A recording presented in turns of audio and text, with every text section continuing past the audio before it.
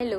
Gujarat judiciary के लिए जो इम्पोर्टेंट सेक्शन है फॉर स्पेसिफिक रिलीफ वो मैं आज आप सबको बताने वाली हूँ।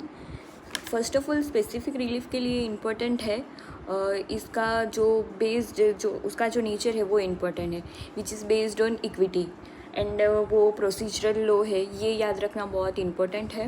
डेट वेट का इतना कुछ इश्यू नहीं है गुजरात जुडिशरी के लिए। Let's move ahead. Gujarat judiciary के लिए इम्पोर्टेंट सेक्शन है जो डेफिनेशन क्लोज में से सिर्फ और सिर्फ सेटलमेंट।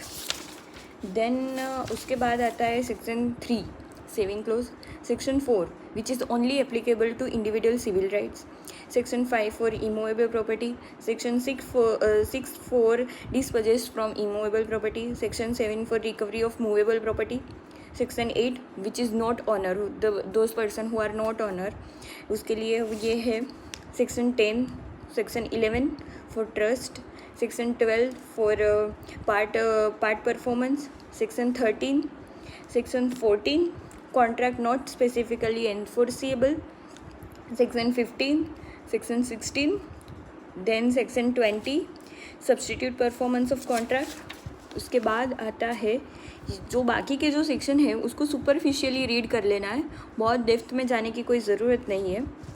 उसके बाद डायरेक्टली आ जाइए declaratory decree chapter number 6 section 34, 35, then very important which is part 3 preventive relief chapter number 7। इतना पूरा याद रखना है।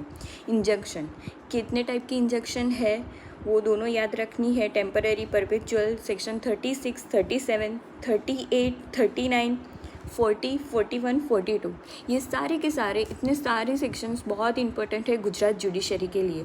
और भी जो है वो है लीगल एम एग्जिम उबी राइट जस्ट इबी रेबिडियम where there is a right where there is a legal right there is a remedy.